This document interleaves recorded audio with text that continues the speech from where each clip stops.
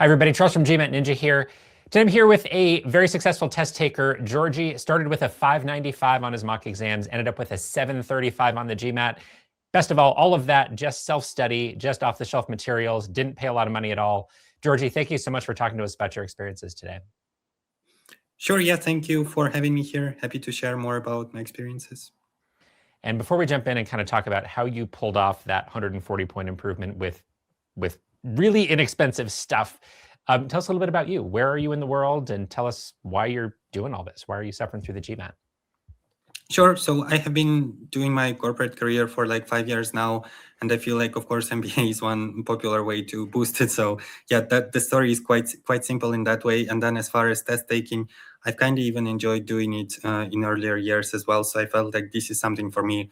When I saw that this, GMAT can also work as a like differentiator for business schools in the sense of admissions, but also scholarships.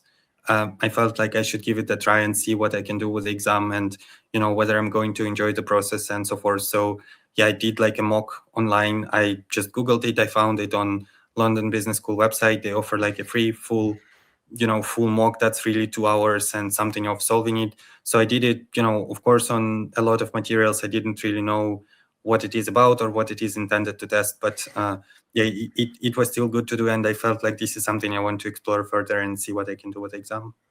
Awesome. Okay, so you started on the London Business School website, and that was the 595? Was that very first mock? Correct, yeah. Awesome.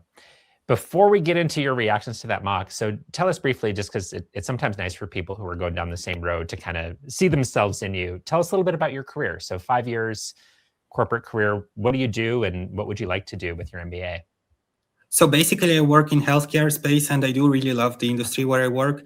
I would say to me, MBA, or potentially at a later stage in life, something like an executive MBA, is just a way to progress and move forward to basically increase my market value in the field where I operate. So yeah, it's, many people would do MBA to change careers, to break into consulting, finance, tech, whatsoever.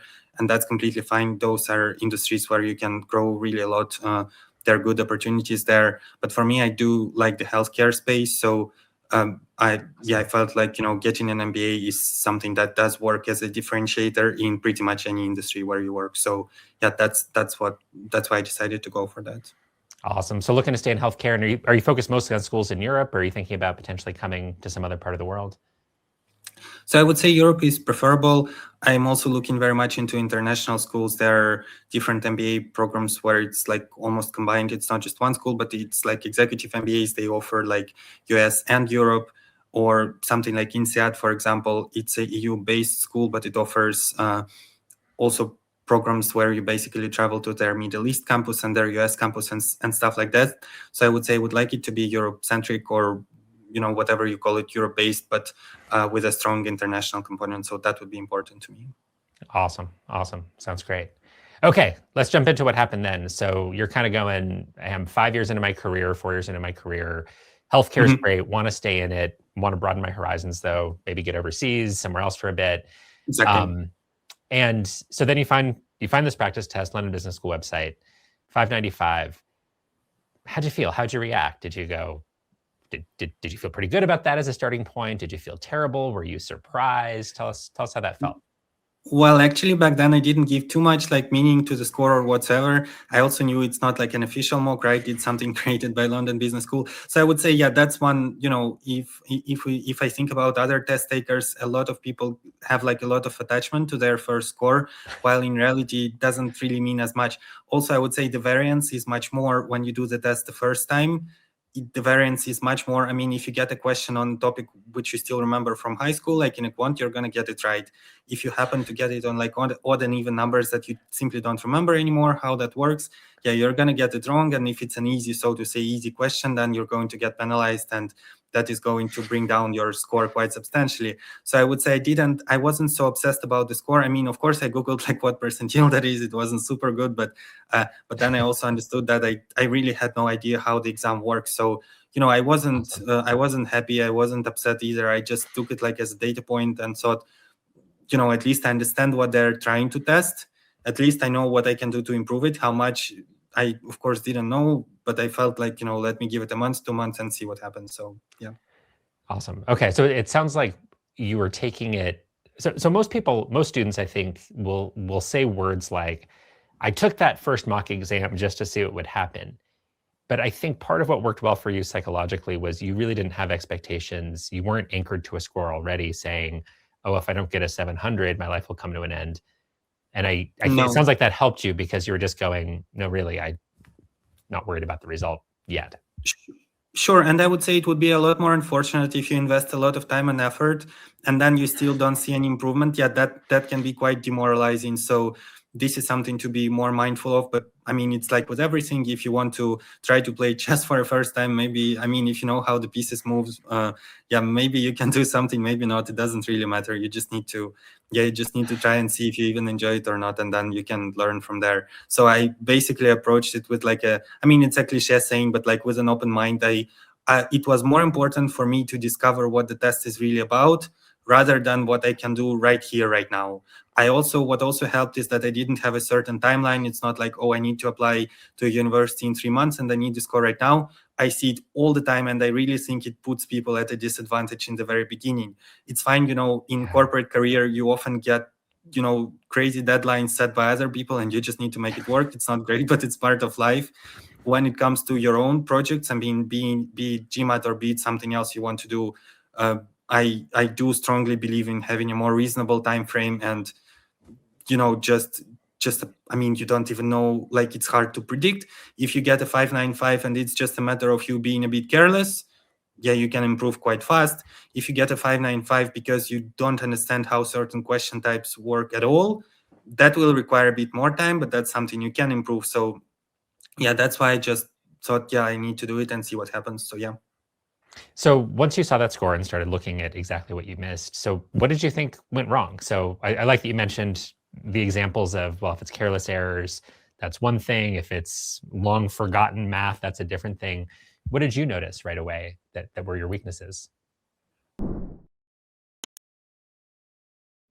So I guess just to summarize, my main weakness was just the lack of knowledge of what the test entails, right? So what I mean by that, it's like with everything when you do it the first time. So if we think session by session, I kind of found verbal easier because it's like, yeah, I mean, it might be unusual for people, but the way I see it is like you read like a paragraph and then you kind of need to answer. It's like, well, you read a book and you think, what is the book about, right? Or what is the message they're trying to convey? So that's something where I felt like, okay, well, I do have like real life experience with that. So verbal was fine. Now, if I think about the data insight section, I also felt like the graphs and so on. And Charles, speaking of that, I did find your video really cool, where you say like these graphs suck by design, right? I don't know if it was you or if it was anyone else from the GMAT Ninja team, but yeah, indeed, the graphs suck. That's not something you normally see in corporate world. You do need to make your graphs look, understandable, and not put all kinds of different stuff on 4 axes with different measurements. So Well, it sounds like you work with people who are good with graphs, though, Georgie. There are definitely people in corporate environments who slaughter graphs, and I think there's probably a lot for of people sure. nodding and going, "Yeah, I've got this intern that keeps sending me these graphs." But yes, they are terrible a lot of the time on the G. But in that case, it has to be fixed, right? In the corporate world, I mean, you can't really send your customer a graph that sucks, right? Or you don't get any more business for them. Now, if in case of GMAT, the graph sucks and you need to analyze it very carefully and try to answer, while, sometimes like it takes 2 or 3 minutes just to process the information that's there. And that I do think also comes from just lack of knowledge. I mean, if you see it 5, 6, 7 times, then it doesn't take 2, 3 minutes anymore just to process it. So in data insights, I found it, I found it a bit weird, but at the same time, sort of like a puzzle. So I did have a curiosity in the sense of, can I solve it? I mean, it's different than verbal, of course. It's way more like GMAT specific, so to say, like with all these questions types and 2-part analysis and stuff like that. But yeah, I did find it like a puzzle, so I just wanted to explore the data insights further.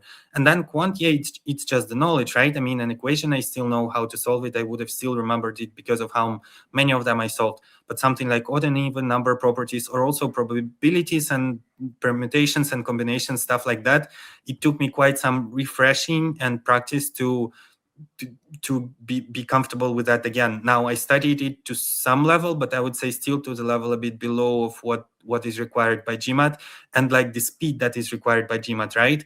Yeah. studied it back at high school and stuff like that. I mean, there were still time constraints, but you did get more than 2 minutes per question. So yeah, I would say for quant, I kind of liked it because I like math in general, but I also found that, I need to get like significantly better at that, in the sense of just knowing what to do, seeing the question and knowing what to do, and not thinking for 10 minutes and trying 5 different ways, because maybe that's why I got a 595. If I had like a time accommodation on the mock, maybe I would have gotten a 635 or something. I don't know, but just a guess. So yeah, quant, I mainly found like, I can do it, but I just need more practice and so on. Awesome. Okay, so it's kind of recognizing, hey, verbal felt pretty good right from the start because, hey, you read stuff in real life. This is okay. It's a different format, but it's still reading. Data insights, it's like they're doing weird stuff here, but once I get used to what they're doing, it's going to be fine. Exactly. And quant, you said, hey, I've got some real work to do. So from there, tell us more about what you did. So did you start buying official books? What kind of materials did you use? How much did you study after that 595 on the mock? So this was also back then. I mean, I think like 1 year back, I didn't yet know how to start exactly with what and so on.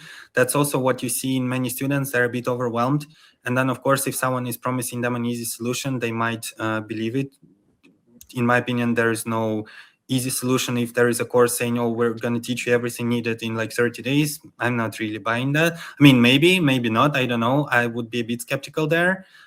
So what I started to do is I started exploring, and I bought the official guide questions. So that was like a starting point. But even with the official guide, I sometimes like struggle to understand the logic, so to say. What I do, where I do give credit to test prep companies, and what I did like to hear, they said, official questions, but our explanations. Now, I don't think you necessarily need to purchase the explanations from the prep company, but what you can do, GMAT Club was very helpful for me in the sense that when I read a verbal question, let's say CR, and I really don't understand why like one option works and another doesn't, then I read the comments, and there as well, I did stumble upon a lot of comments from the GMAT Ninja team members, so that was cool. Thank you. I mean, your whole team really explains it in detail as to why certain things work or not. And you also kind of explain it like in a GMAT way, because I would still argue there is a difference between real world inferences versus GMAT inferences, right?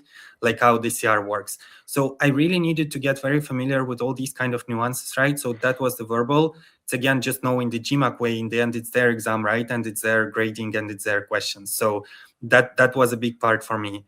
Then I guess on quant, it was practice. So quant, I didn't even purchase any additional questions beyond the official guide. So I practiced the official guide. I still felt like it's not really enough.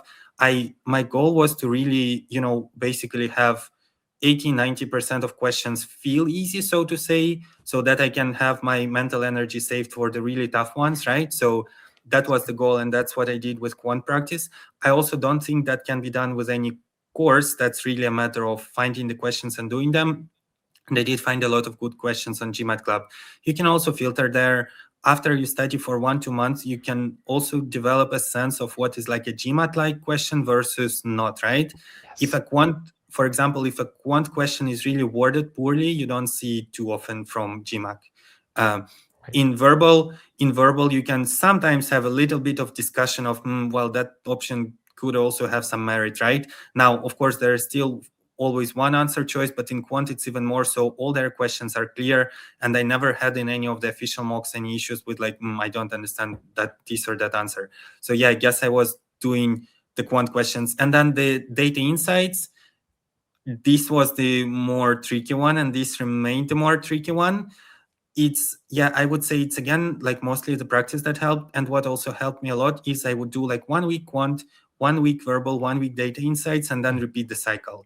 This is where also the longer time frame really helps, because instead of burning yourself out, I studied for like an hour a day, maybe an hour and a half a day, maybe 2 hours a day. I mean, on average, let's say an hour and a half. Some days when I have more time, it would be longer, some days less. But in general, with an hour and a half, I was able to make progress, right? So that's also something I think is important for anyone who has a busy job and whatsoever. So yeah, I would say it was mostly about practice, but also learning about like really the logic of the questions. And once you get like further into your journey, you can almost produce a GMAT question yourself. Like if someone would ask me now, can you like make a one question that would be similar to what they would ask on probabilities? I mean, I could do it, right? So yeah, it's really like getting more and more familiar with the type of questions that they ask, and yeah, how you approach them and how you approach them efficiently, right? So that was the thing for me. So it sounds like what you were doing was you were using the official guides, including the little, quant verbal data insights guides Mhm. as the backbone, and saying, okay, I'm going to do questions from here. And then as I run into a Mhm. problem, that's when I'm going to look for something beyond this book. So it might be, well, yeah, the Exactly. official guide explanations aren't great. You look on GMAT Club for a better one.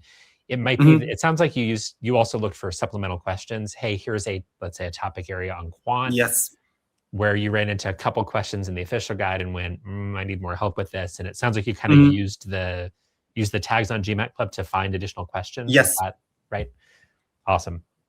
So it was very much kind of driven by the official guide and your recognition of what you needed more help on from Yeah. working in the official guides, that then drove you to Exactly. seek very, very specific things from there in terms of, mostly on GMAT Club, in terms of additional resources, additional practice questions. Exactly, and that was really my main thing for the first 6 months for the whole first half of 2025. Now, looking back, I do think that timeline can sort of be condensed. I mean, sometimes I think that I did spend too much time on questions that I was already familiar with, but then at the same time, you can also argue it's better to like overdo it than underdo it or whatsoever. So, yeah, I mean, in the end, it took me 6 months to feel like now I really want to take official MBA.com mocks. And now when I take them, it is more of a measure of real performance rather than learning and just getting acquainted with the exam. Okay, so one of the things I've noticed in a lot of what you've said so far, Georgy, so when you were kind of in the beginning, when you were talking about taking that first mock exam, you had the analogy of playing chess and saying, well, first time you play chess, maybe you're terrible, but the important thing is to enjoy it. You kind of mentioned thinking of some of the questions as puzzles, and I think you've said a few things that make me go, it sounds like you were having a good time. How much is that the case, especially in the early going? Did you actually enjoy this process of starting to get better at the GMAT? Yeah, for sure. And I would say, for most of the test takers, especially at the very beginning of your preparation, this is where you might enjoy it the most, because this is where you try to learn and absorb as much information as possible, as compared to trying to, solve time practice sets and hit a certain accuracy number, right? That's a lot more stressful, I would say, and a lot more, like you almost expect that you would be able to do something, and if it's not what you want, then you can be quite upset. Now, when you learn and try to absorb as much information as possible, I do find this to be the more interesting phase, because this is where you really, like, if you get the question wrong, I mean, you don't care. I mean, it's more important to analyze why you got it wrong than to obsess over the outcome. So I would say, yeah, the beginning of preparation is what I've enjoyed the most in that way, in the sense of, yeah, basically exploring and seeing which kind of questions or topics I'm naturally good at versus where do I need some more practice and stuff like that. So I would say, yeah, definitely it is like a puzzle. And I would say, especially for someone who does want a high score, you do need to find a way to enjoy it, at least to some extent. And that, I would say, it applies beyond the GMAT as well. I mean, it's same for an MBA or whatsoever. If you do it just because you think it's needed, well, maybe you're going to get your diploma, but you're not going to get the most out of the time that you do the MBA. So yeah, to me, it was very important, especially in the first half of the year. I would also say, if you don't enjoy something, then you almost need a bit more of like a fixed timeline. Like that's an advice given quite often. You need to schedule like a test on a certain time, and then you don't procrastinate with your studying. Yeah, I can see how that works. That's not the approach I would actually recommend. I mean, it's really personal, right? If it works for someone, great. I wouldn't recommend that, because that puts quite some stress and that might take the enjoyment away. If you don't have like a very specific timeline, and if you enjoy, taking tests, solving puzzles, whatsoever, then do that. And then you can always increase the amount of pressure on yourself when it comes closer to the test date. So yeah, that would be my message here. And it is a fascinating thing, Georgia. When I do these debriefs or have conversations with people who have done a couple of things. Number one, made a big improvement. Number two, made a big improvement over a long period of time. There are people Mhm. who have a really bad first mock, and then they roll out of bed and they do great. They kind of figure out the timing or whatever. There's those weirdos out there That's not most people. It is usually really hard and time consuming to improve by more than 20 or 30 points on the GMAT. So whenever I talk to somebody who's pulled off along a really large improvement, number one, it usually takes time. And almost always in those cases, there is an element of enjoyment. People start to see it as a game or a sport, or they enjoy the puzzles, or however you might think of it, or they draw a parallel to something like chess or athletics. And it's remarkable in how often I see people with 100 plus point improvements who kind of think broadly the way you do, which is there's something fun about this and I'm going to have a good time with it as much as I can. So it's cool to hear it again. Okay, let's get back to kind of materials you're using. So 6 months in, so you have kind of the 6 months where you kind of enjoy the process. You're studying hour and a half, 2 hours a day, really kind of exploring the depths of the material, not spending a lot of money. It's all official guides basically, and GMAT Club, which is beautiful. Then you started the mocks exam again. So tell us what happened from there. So that first MBA.com mock exam that you did, how did it go? How did you feel? And what did you do from there? Sure. Yeah. So basically, after I took the first mock, I think I got like 695 there, which I knew was like a good score, but I still felt like I could do better. And more so, I felt I could do better because of the time management issues and stuff like that. So when I felt clear difference between the official mocks versus unofficial ones, in the sense that the official mocks do have this adaptive algorithm, right, where the questions get more difficult as you progress and if you get them right. And this is where basically in almost every section by question like 13, 14, 15, I started struggling in the sense that I need more and more time to answer a question. And then basically some of them at the end, I just had to guess and so forth. So yeah, again, I wasn't extremely happy or extremely upset with 695. I knew it, it was fine. So I made improvements compared to the original mock and it's already like a good baseline. But at the same time, I knew that, I really need to fix the issues with getting stuck on the more difficult questions. So, and then, section by section. So on verbal, I just kept on practicing, and verbal is where to me, the difference between like difficult versus medium versus easy is a bit more subtle. Like it can be like a certain question can be difficult for one person, but not for the other. It's like if you see a logical link in CR, good, it's easy. If you don't see it, if you need to rely like more on elimination, stuff like that, and reread the passage 2 or 3 times, then it gets more difficult. But it's a bit more subjective. Compared to that quant, there is a clear difference in the questions which you could say are easier ones versus more difficult ones. So if you go on GMAT Club, you can filter like 655 plus difficulty. So they have like a difficulty filter. So that's what I did. I filtered on 655 plus, 705 plus, 805 plus. And then I did at least like 10 of those quant questions per day. So it was really my goal to focus on the more difficult questions, because my logic was also that if I can get those right, then the easy ones, I can do them fast, do them potentially in a minute. Now, of course, you don't want to risk careless errors, but I did, if you're confident in your, especially on certain topics that you really don't miss questions there, then do them fast, free up the time and the mental capacity for the more difficult ones. So that was quant. And then finally, real quick, Georgy, just to say for anybody hearing you say, oh, I was striving to do the easier questions on quant in a minute. Be careful, guys. Don't turn that into an artificial time limit and say, I'm going to do all the easy ones in 1 minute, because that's Georgy's point. That's when you can make careless errors. And Georgy, thank you for mentioning that. So it sounds like what you were doing was saying, well, I'm refining here. I'm already doing really well. 695 is already an elite score that's going to be very competitive at any school, any MBA program in the world.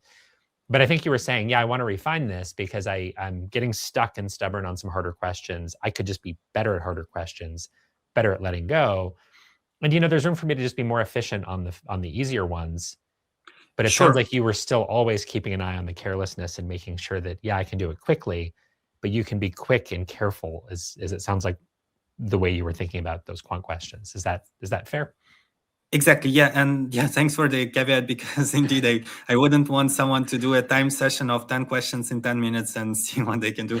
Maybe they can try if that's what makes them enjoy the prep. But definitely. It's very important not to lose sight of accuracy when you're trying to be faster. For me, I knew that if I want to get a higher score, I better free up some time for the more difficult questions by trying to be fast and accurate with the easy ones.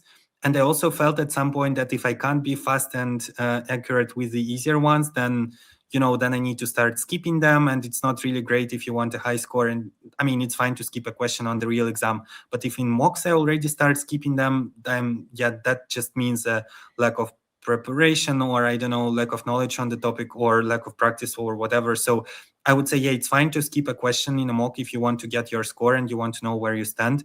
But I would say that this should trigger some alarm bells, and you should think very carefully as to why did you have to skip the question in the first place. So there's that. And then the last thing, the data insights section, now that was still tough. Maybe I would say that I actually focused my prep on verbal and quant more in the beginning, because I read somewhere that if you study verbal and quant, that will help you with data insights. I generally tend to agree. Data insights are different types of questions in themselves, but the skills you develop, I mean, these days, for example, on data insights, you also get like the CR 2-part analysis. I'm sure, Charles, you have seen those questions where it's like they give you a passage, and then in 2-part analysis, they want you to select one thing that would weaken it, or like the argument, and one thing that would strengthen it. So it is, a critical reasoning question in data insights. So I would say, you need the basic quant and verbal knowledge to do well on data insights. So I felt like, let me focus a bit more on the quant and the verbal, get it to really a better place, and then data insights would be towards the end of my prep. Fair enough. Okay. So your whole prep journey, so that original 595 on the London Business School mock exam, that was January. Mm-hmm. It's summertime in the Northern Hemisphere. So it's June, July, you start on the mock exams, and you kind of take that first one. So you're up 100 points over that 6 months, and you go, okay, I can do better. Quick question first before I say more. Did you have a score goal at that point? So when you said 695, I can do better, did you have a certain score in mind that you wanted, or were you just going, I want to be as good at this as I can be? More so second. I would say that, you don't really know your peak or your ceiling before you really try to push for it. It's like someone does running and they say, well, I want to run like 10 kilometers in X minutes or X hours. Fine, maybe. But how do they know that this goal actually matches their skill level? I mean, if they don't know yet what their body is truly capable of, same goes for chess, right? You want to achieve a certain rating, but you might be overly ambitious, you might be under ambitious, you don't really know. So to me, it was more so the second. I just wanted to see how good I can get at taking the exam in general.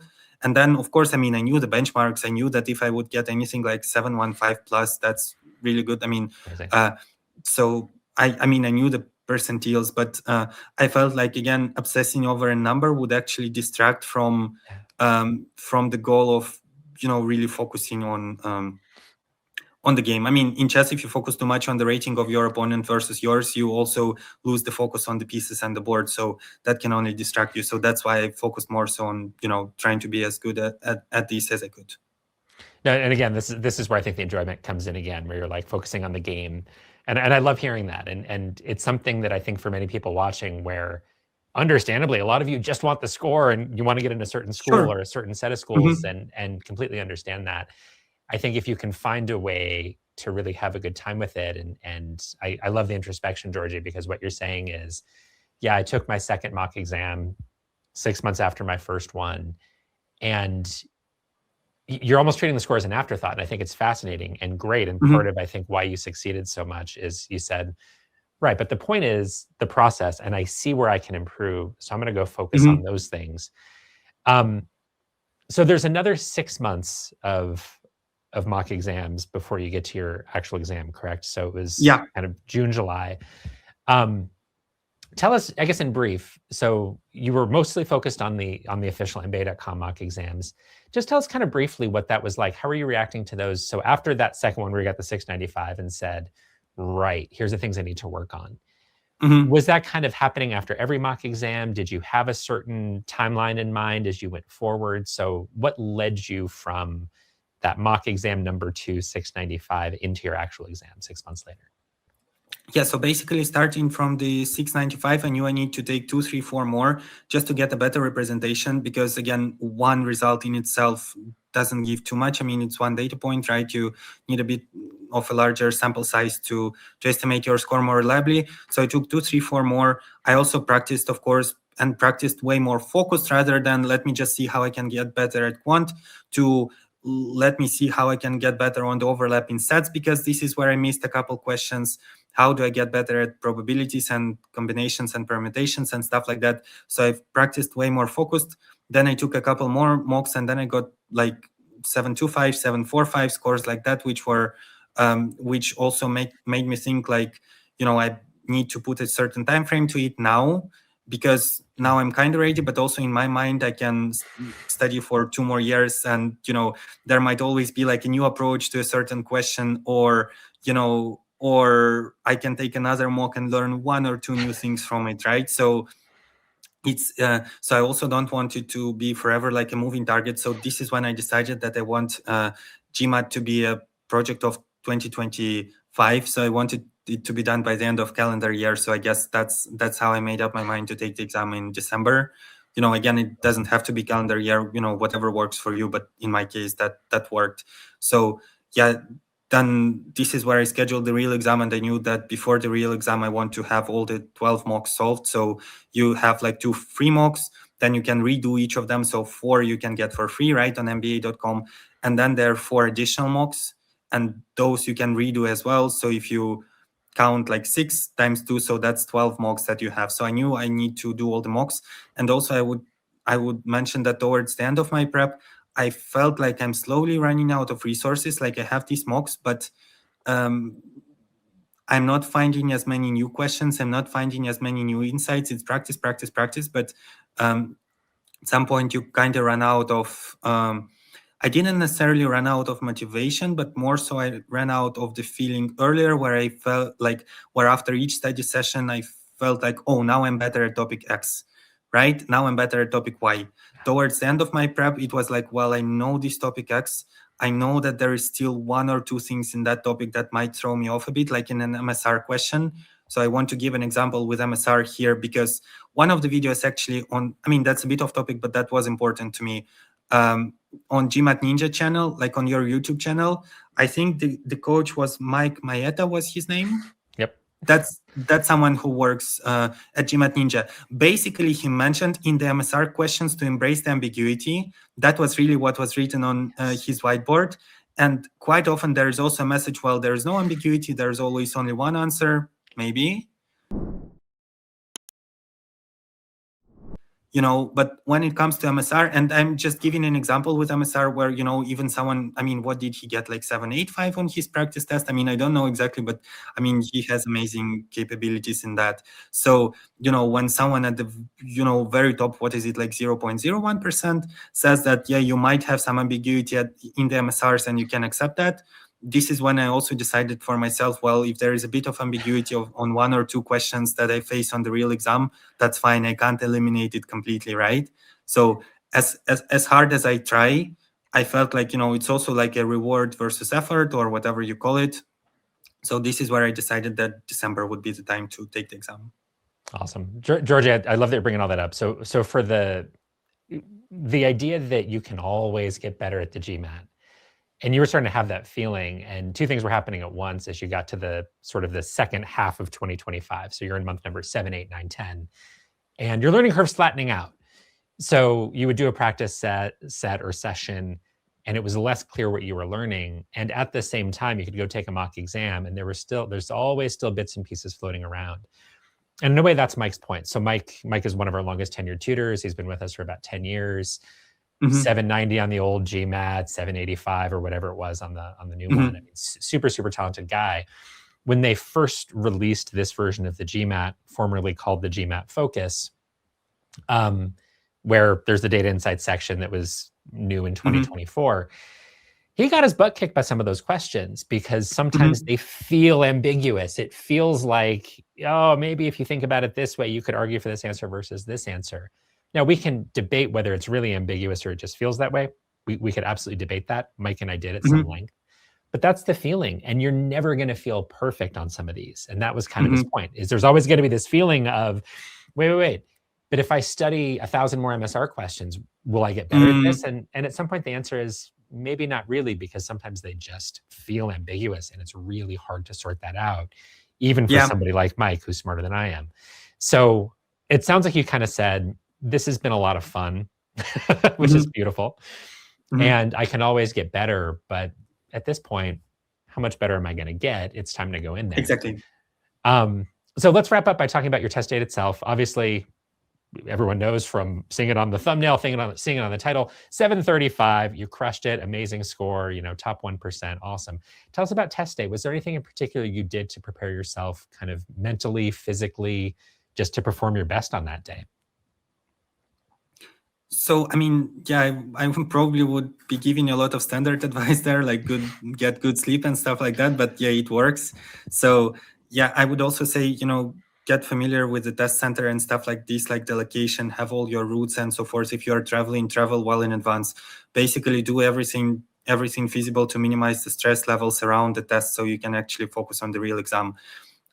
Also, even like the logistics and stuff like that, I mean, that can seem very minor, but if you don't have like your bottle of water with you, and if you're somehow dehydrated and you forgot about it only because of how much the GMAT questions were spinning in your head, that doesn't help. So I would say at that time, there is no real learning anymore. It's just about focusing on the basics and getting yourself in the best possible condition physically and mentally. I would also say if you're able to, not get rid of, but minimize other commitments around that time. If you have like a very difficult project at work, again, that doesn't really help. If you can reduce your cognitive load a bit for a few days before the exam, I would say that helps. So that's what I did as well. Didn't study any GMAT questions at all, like 2 days before the exam. So I would say it's mostly the basics. And as far as the test day, still like don't lose a little bit of enjoyment in the room. Of course, at that point, it's about being clinical and being precise, and more so really like making sure that you don't lose any questions that are yours to do, right?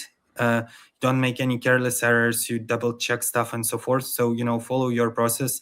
But I would say it's more so when the difficult question comes up, don't like be mad at it or whatsoever. Still, try to see it as a puzzle. That's something that worked for me.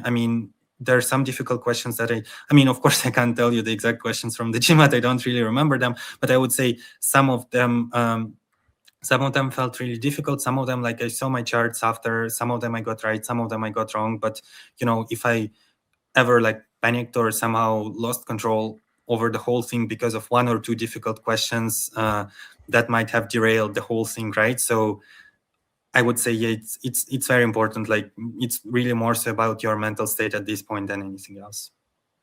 I love it. It's a perfect place to wrap up. Georgy, thank you so much for all this. I love that you enjoyed this so much. Congratulations again on the 735.